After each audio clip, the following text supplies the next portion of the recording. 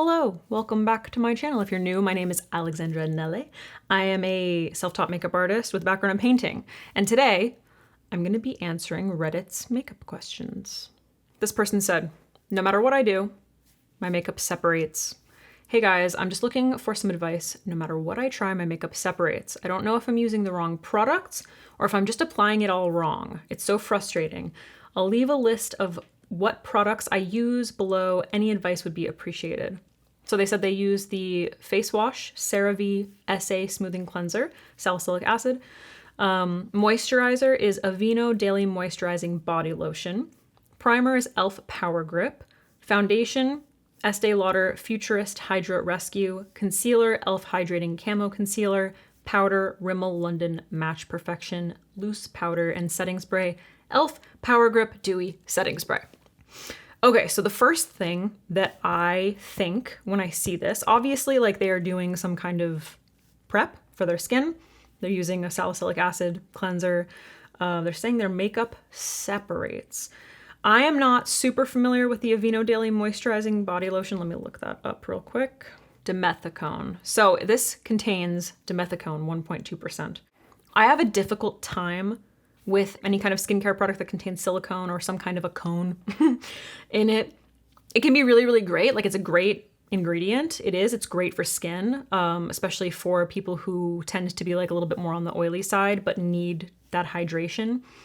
However, the combination of one of the cones and the e.l.f. Power Grip Primer, to me, sounds like a bad combo. It feels like that's where we're going wrong. And then they're using a hydrating foundation, which also might not be the worst. What I would suggest is trying to skip the e.l.f. Power Grip Primer in this situation and see if that does something. That's what I would suggest. Because the combination of the e.l.f. Power Grip Primer and the dimethicone in the Aveeno moisturizer, to me, it just feels like those might be clashing. They might not be working together very easily. It kind of takes like some back and forth, some trial and error to figure out like what products work best. And obviously there are certain things like, oil doesn't mix with water. So if you're using a water-based foundation on top of like oily primers, then you can get separation in that sense. I'm not super familiar with the Estee Lauder Future Hydra Rescue, so that would be interesting to look into as well, because it could possibly just be this combination of products. I would personally start by trying to just skip the primer and just, if you feel like you need a little bit more hydration before your foundation, just go in with a little bit more of that moisturizer. That being said, maybe it's your moisturizer. Like maybe the Power Grip Primer is amazing and it makes your makeup really, really stick and stay put, and you need to switch up your moisturizer. So I think it's in there. I think somehow it's in there. I don't think it's a problem with the powder. I don't think it's a problem with the setting spray. I have a feeling it's somewhere in the moisturizer or the primer. That's what I would say. Oh, the first person who commented said, it's definitely not the Estee Lauder formula. Well, one thing that we need to keep in mind is that different things work for different people. Why does a brush always make my makeup look like shit? That's a great question. All I see on social media is people using brushes and saying how much nicer the finish is than a beauty blender.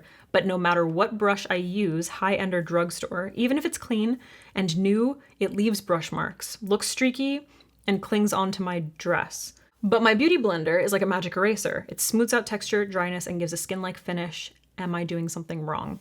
So, do you need to use a brush? No. If a beauty blender works beautifully for you, use it. Just use that, okay? That being said, I have had this problem with brushes in the past as well. There are certain brushes that will just end up leaving streaks no matter what I do. However, something that you want to keep in mind is not loading up your brush too much with product. So it could be that when you are applying it, you're used to using it the way you would use a beauty blender. A beauty blender, because it's porous, is going to soak up a little bit of that product, okay? So it's a little bit safer for people who tend to apply a lot of product, because if you apply a lot of concealer, that sponge is kind of like soaking up a little bit of that concealer. Plus the added hydration is kind of helping to kind of like thin it out, push it into the skin, I love a beauty blender. I'm always going to use, I mean, not beauty blender specifically, but some kind of a makeup sponge. I'm always going to use that. But if you're someone who is struggling with, using a brush and you don't understand why it's leaving streaks, the main reason, here, MAC. I have MAC Studio Fix NC13, okay? I'm putting my foundation out on my hand. I've got this Vive brush, Vive 117 foundation brush. So what you don't want to do is just like do this, and then you see that glob? You see that glob? You don't want to immediately start buffing that into the skin, okay? That's not how you want to do it. What you want to do is kind of like work it into the brush. So patting it on the back of your hand. This way, you're making sure that you don't have like a ton of product. You can see I don't have any like streaks happening on my hand, right? I think it's Katie Jane Hughes calls this priming the brush. So you pick up a little bit, work it into the brush. You want to make sure that you're sort of like working it in evenly. This way, when you go in with the product, you don't get any streaks, okay? You can start to like really slowly and gently build up that product onto the skin, and you're not getting any streaks. Oh, I picked up a little bit. Another thing that you want to think about is instead of doing this, you don't want to be doing this, you could be doing this. Now, if you're applying your foundation or skin tint or whatever it might be, I did this today actually, I started by kind of like, I primed my brush and then I kind of went like this. And there were slight streaks, a little bit when I first put on the product, but then I sort of like blended it around the rest of my face. And then in certain areas where I thought there might be like streaking or where I needed like a little bit more coverage, rather than picking up more product and streaking it again, I just pressed in those areas where I needed a little bit more coverage. So that's what you want to be doing. That could be something that you're experiencing. Definitely like working the product into the brush before going in is really going to help. But if you love a beauty blender, use a beauty blender, dude. I'm pro beauty blender, okay? As long as you're cleaning it properly, which like, let's face it, a lot of people don't clean their brushes properly either. So, you know what I mean? Just because pro artists are using brushes though, doesn't mean that you have to. Waterproof makeup for a wedding.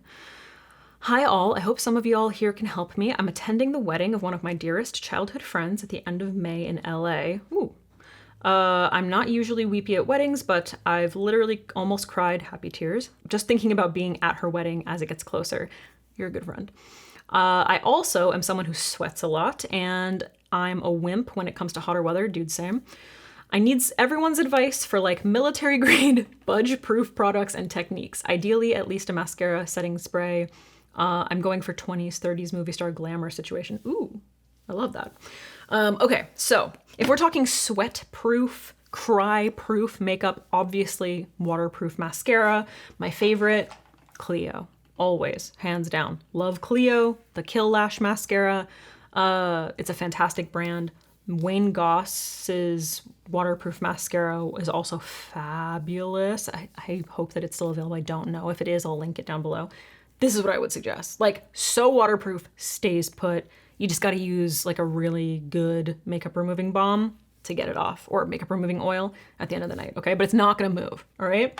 On top of that, I would say, before we get into things like fixing sprays, because those are going to be your best friend for this kind of a situation, and I gotta say, Patrick Starr really has us just like so covered. He has so many fixing sprays, and they are fabulous, okay? They are fabulous. They are going to be your best friend for the situation. Aside from that, I would suggest making sure that you're focusing on smaller amounts of products, okay?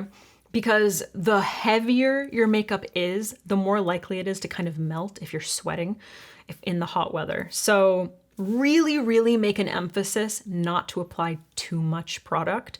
That's good. That's gonna be number one. Also making sure that like, if later on in the day, you're gonna be kind of hot or something, like you're gonna be out in the sun, not loading up too much moisturizer, something that's gonna like build up too much moisture on your skin before going in with all of your makeup, which might feel counterintuitive to you in some instances, like maybe you're used to really priming your skin with a lot of hydration.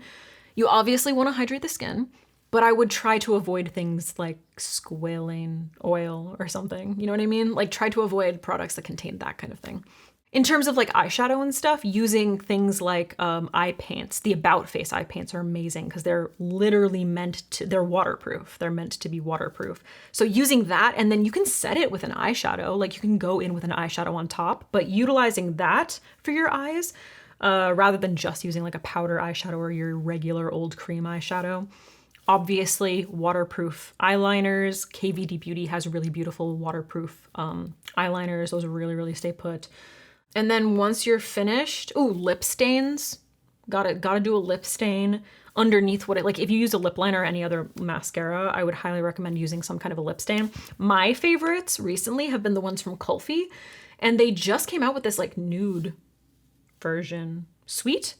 Oh, are you kidding me? A nude lip stain? Like, stop. But there's a bunch of lip stains that are fabulous. I like the Fenty ones as well. Rare Beauty has good ones, right? They have lip stains? Or am I thinking of their lip oils? There's a lot of Korean brands that have great lip stains. So a lip stain, that's really good. Anywhere where you can like kind of incorporate like some kind of a stain. Like you could do a cheek stain before going in with your foundation and then regular blush. You know what I mean?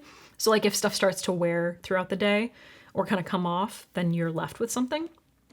If you're worried about contour, you could contour with a self-tanner. Just saying, it does work well. Like if you're worried about like a jawline contour, which I totally would be, you know, after all the chocolates and the junk foods recently. So that's a really good option. I hope that helped. What 7 things would you recommend to buy as an absolute beginner? Okay, so I'm thinking about getting into makeup, and reading about makeup basics for beginners explodes my mind. I understand. I just want something ultra basic and relatively cheap because I don't want to go all in. And I'm just a poor student and don't want to spend like 2 hours walking around the store looking for shit. I like this person. I guess I aim for a natural look.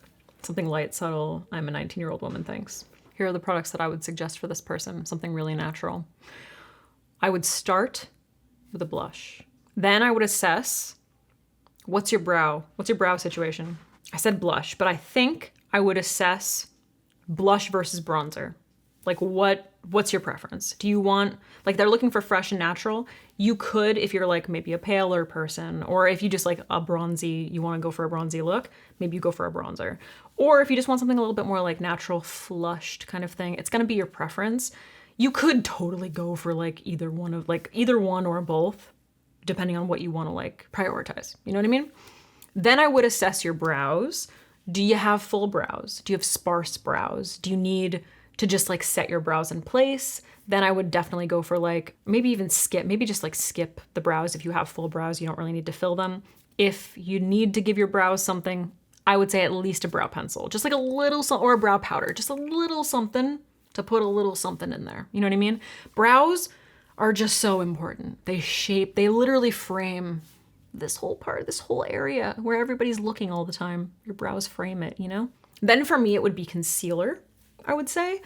Whether you're highlighting, whether you happen to like sometimes get acne, or maybe if you have dark circles, maybe you didn't sleep, you know, you don't typically have dark circles, but sometimes, you know, you get like a shitty night's sleep and you need to just like conceal a little bit. A concealer over a foundation, especially if you're going for something that's like very, very natural.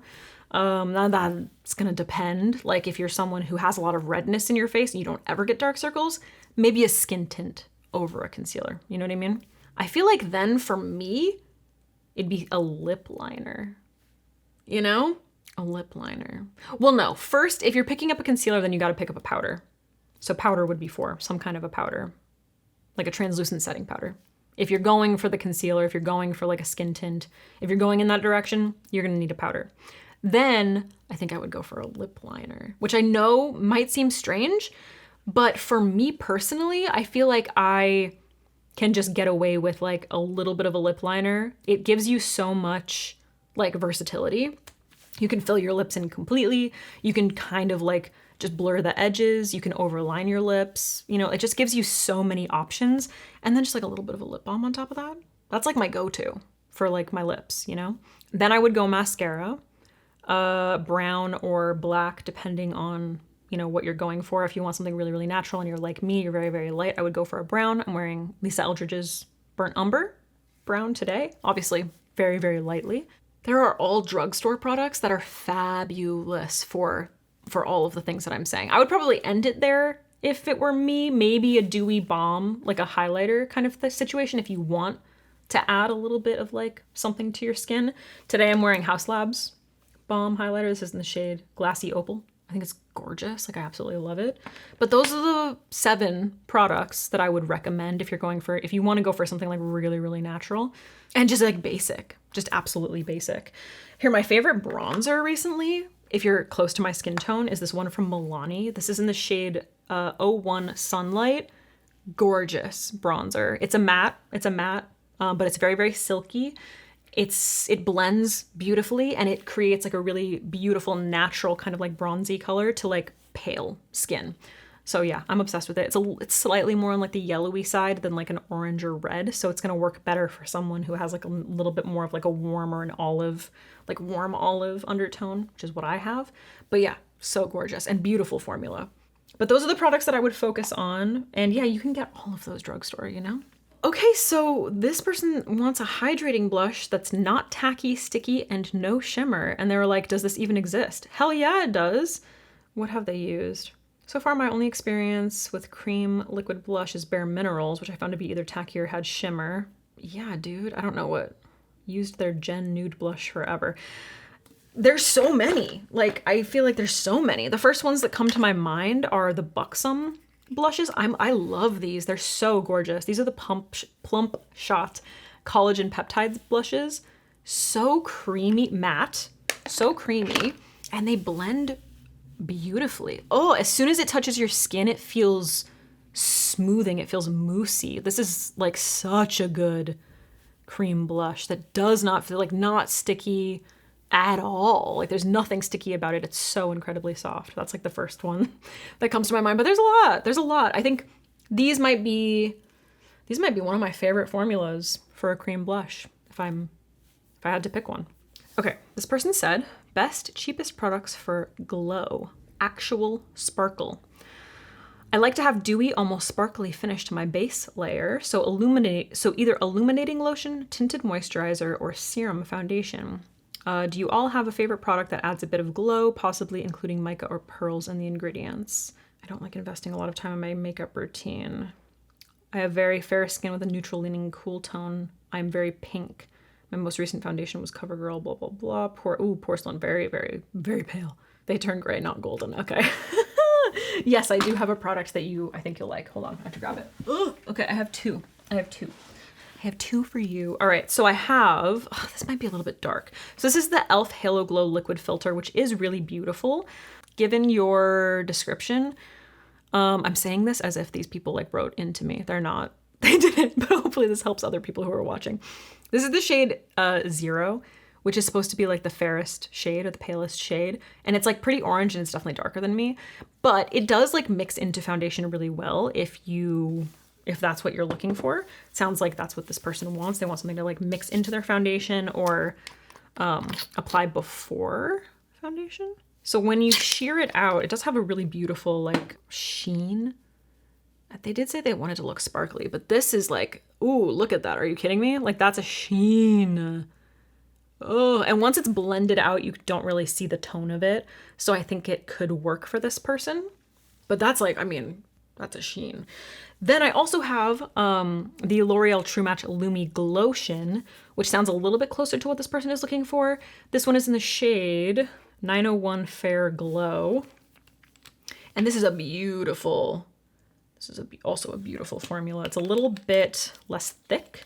It's a little bit more lotiony feeling, whereas the little bit more, it's like thinner and a little bit more hydrating feeling.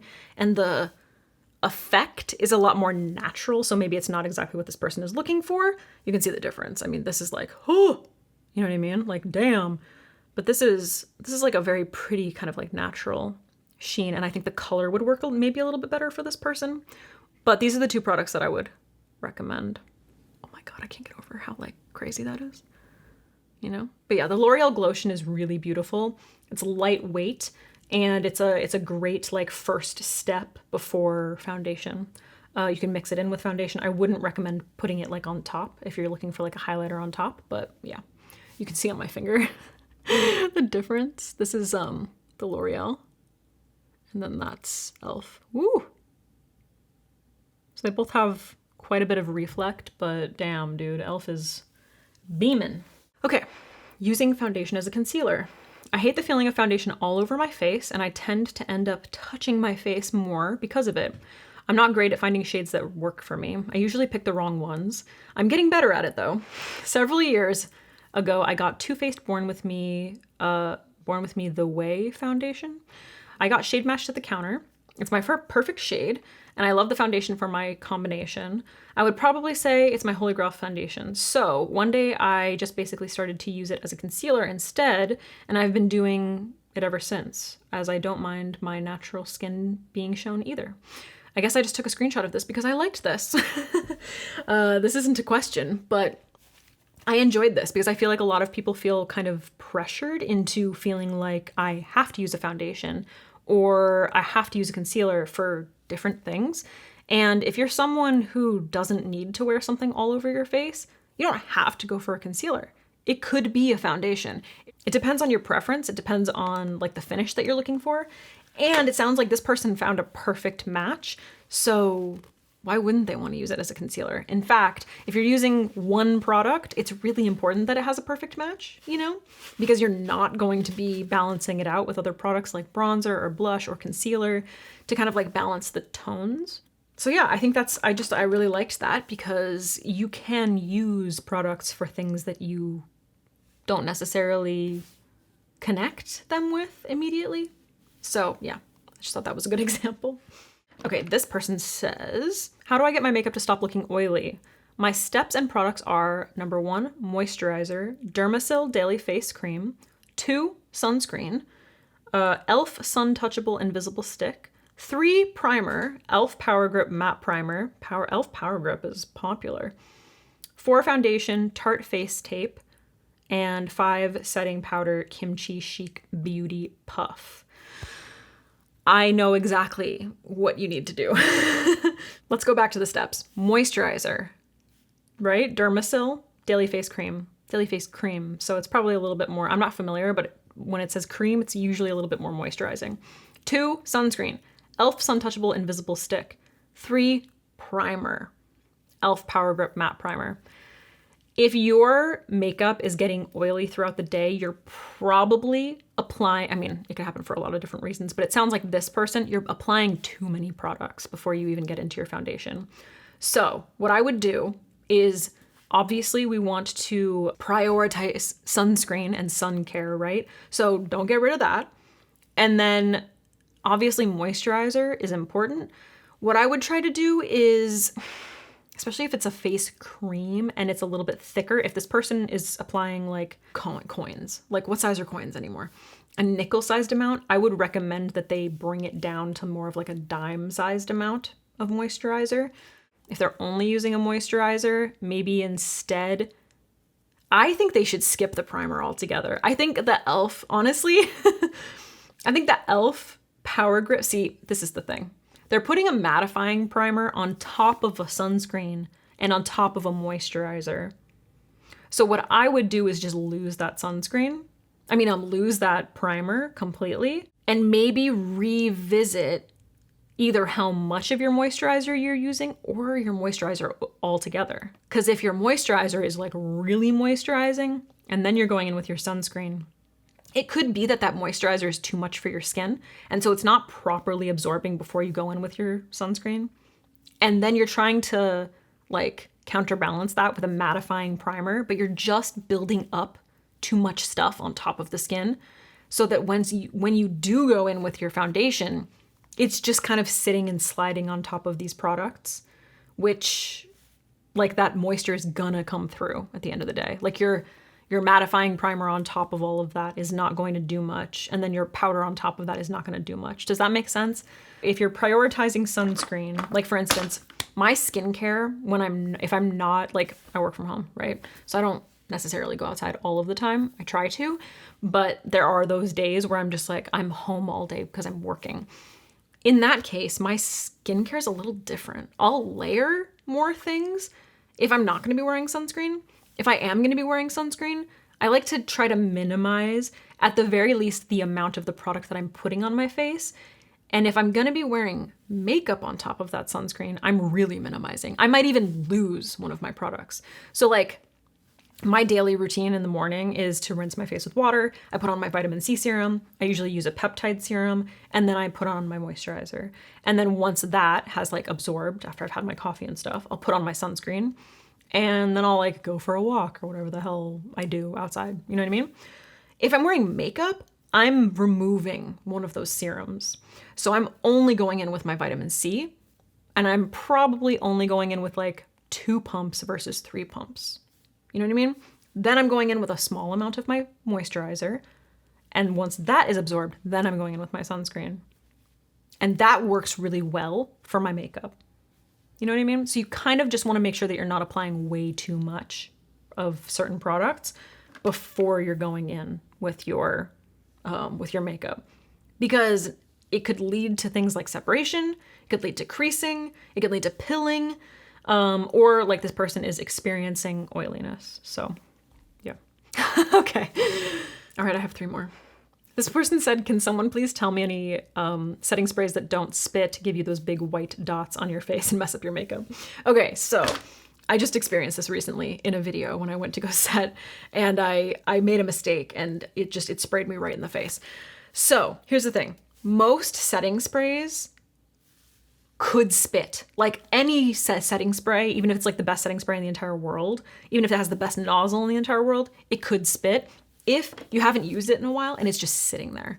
Okay, because like product can kind of like build up in there, and then your first spray could be like it takes a second for the product to like push through whatever that buildup is. So what you want to do in this scenario, it has less to do with like the actual setting spray and more to do with like, just give it a little, I've already used this today, so it's not going to do it, but give it a little this way before you spray your face. Make sure it's coming out smoothly, then spray your face. If I just take something I haven't used, that's not a good example. It's not doing it. Let's see. Is there anything here that I haven't used in a while? Oh, that's spit. Okay, I don't know if you guys saw that, but this is the Makeup Forever Mist and Fix. I haven't used this in a really long time. So this is a fine setting spray. I use it all the time, or I had used it all the time, but I haven't used it in a minute. It's just been sitting here, so it's spit, you know? But once you get that kind of release, whatever that buildup is, the second mist was totally fine. So yeah, just don't spray your face immediately.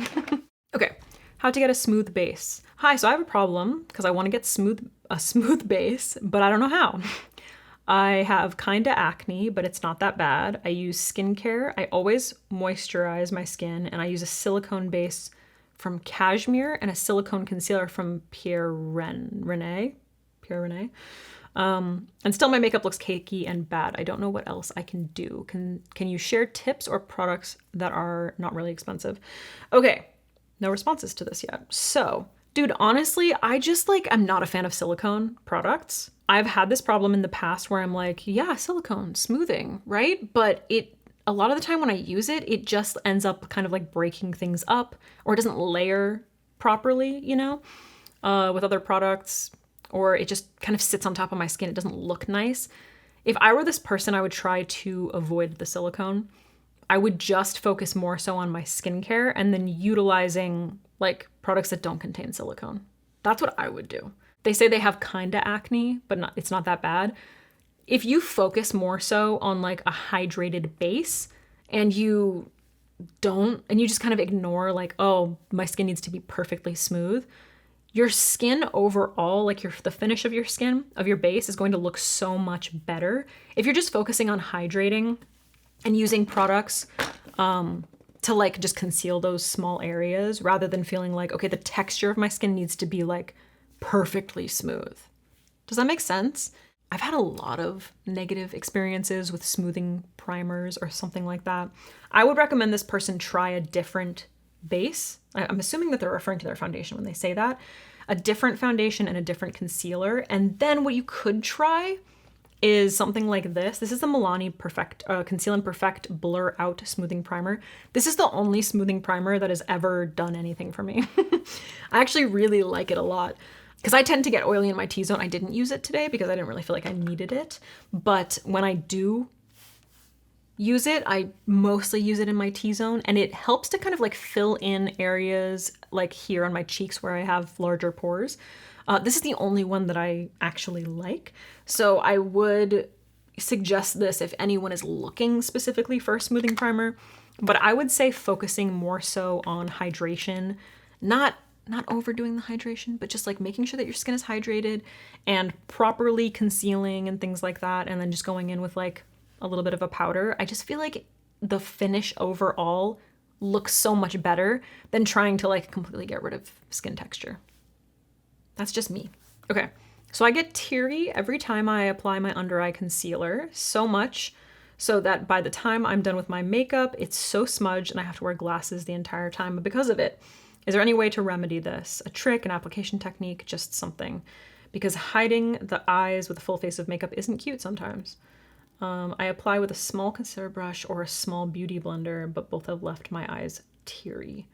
P.S. This only happens one eye at a time. They never tear up at the same time. So, does this happen with every concealer? That would be my first question. Have you used a multitude of concealers? Because if you haven't, you could be allergic to that concealer. Does that concealer contain SPF? Because there are products that have SPF, and if you are sensitive to that SPF, like I'm very sensitive to chemical SPFs. If I put that near my eyes, dude, I'm tearing up. If it's more so like application, then using like a really soft, tiny brush, something that a brush that I love using, that I used today to apply concealer is the Rephr 14 brush. It's just like a blender, but they have this. They also have really tiny brushes. They have mini versions of these brushes. This is actually the 13 mini, which is just like really, really tiny. So if you feel like it's the pressure, then using a very, very soft brush that is more of like a blender, more of like a natural hair, it can be really helpful in that regard. Because if you're using something like, if you're using a brush like this, which I love this brush. I also used this today. This is the Danessa Myricks number 3 brush. It's got a little bit more, it's kind of like a finger, like it's meant to be kind of like a finger, you know? It could just be that pressure near your eye is a little too much. So if you're using something a little softer, like this, I'm not feeling that as much underneath my eye, you know? So you might wanna explore using a brush for something that it's not like meant for, you know what I mean? But I would highly recommend like looking into a potential allergy. Okay, this one is long. This is gonna be the last one that we do.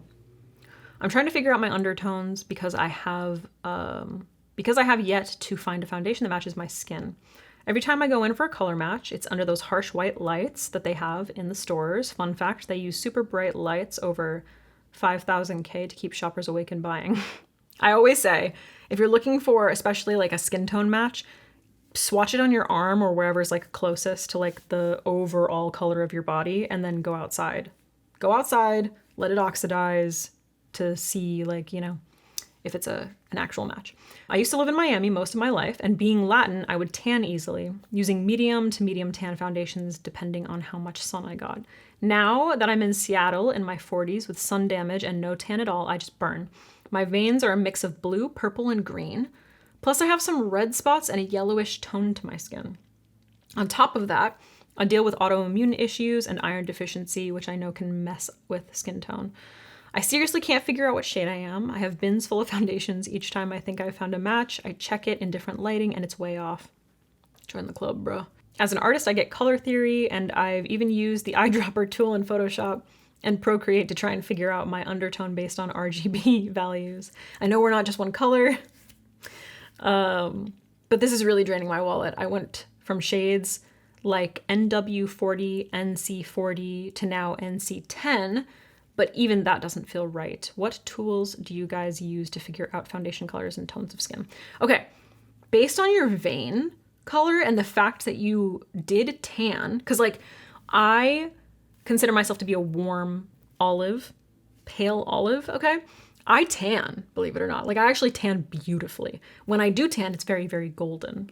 This person tans, and they say that their veins are a mixture of blue, purple, and green. I can kind of see that similarly in my veins. So I'm kind of leaning, especially because this person says that they have some red spots and a yellowish tone to their skin. Well, I'm quite yellow. I would say that this person leans a little bit closer to a warm or neutral olive tone based on this. NC10, so they're quite light. Honestly, MAC foundations, like I don't know who they match genuinely, especially the light ones. I feel like they're always like yellow or really yellow or orange. So I'm assuming that the NC10 is probably a little bit too yellow or orange for this person. That's really tough. It sounds like they're pale like me now though. That's what, and the fact that they're now using NC10, that they're like the value of their skin is that much paler. They're probably pretty close to me, maybe even a little bit lighter. To figure out foundation colors and tones, this is the only thing you can do. Go to a store in person. Go to a store in person. Before you go to a store in person, you want to be in natural light. So like stand in front of your like living room window or something, just somewhere where there's light. There's natural light coming through. And take a look at you overall. Look at your face. Don't wear any makeup. Look at your face, look at your arms, look at your legs, look at your chest, your shoulders, everything. How do all of those colors come together? Because there are people who have like faces lighter than the rest of them. There are people who might have like parts of their face that are darker than the rest of them. Maybe your neck is a little bit lighter than your chest, or your neck and chest are lighter than your shoulders and your arms. But if you match your arms, your face looks way too dark. Or if you match your neck and chest, then your arms look too dark. You want to kind of take all of the colors of you into account.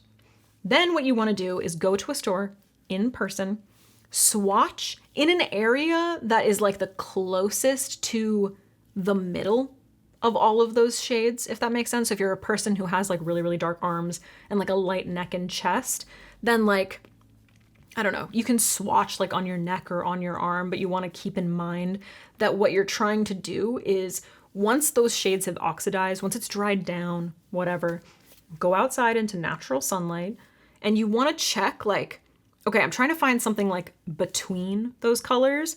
You want something a little bit lighter than your arms and a little bit darker than your neck. Does that make sense? You're trying to find like an average of the colors in your skin. That's if you have like a bunch of different colors going on. I'm generally one color. Like my skin tone overall is pretty even. So I can very easily go to a Sephora or something and swatch on I like to swatch like right here on my arm. I have like more veins because I'm pretty see-through down here. And up here, just like, I don't know, arm hair can get in the way. So I'll swatch kind of like on the side. That gives me a pretty good understanding of like my skin all over, okay? That is what I suggest. Swatch somewhere that is close to whatever your average skin color is throughout, and then go outside, wait for it to dry down, check it in natural sunlight. That is the absolute best way to find your best match. Now, obviously you can't do that when you're shopping online. It's really difficult. So if you live near a Sephora, an Ulta, somewhere where you can swatch things, that is ideal. Otherwise, it can be really, really difficult. If you're trying to just determine skin tone, it's a lot easier to see the differences in your skin when you compare to like your friends. So for instance, I remember looking at photos of me. I just always thought I was like, I'm so yellow. There's like a specific photo of me when I was in, I think, senior year of high school. I'm tan, like we're all like relatively tan, and you can see everyone's undertone like so clearly. Everyone was like pink and kind of like neutrally, and I was like golden tan, like the only one in the whole group who was like golden tan. Like I was a completely different color than everybody else. It really stood out there, you know? So I always knew that I was golden. It took me a while to figure out that I was olive. But yeah, comparing to friends, if you have friends, you know, swatching the same color on you and swatching it on them if they know their undertone.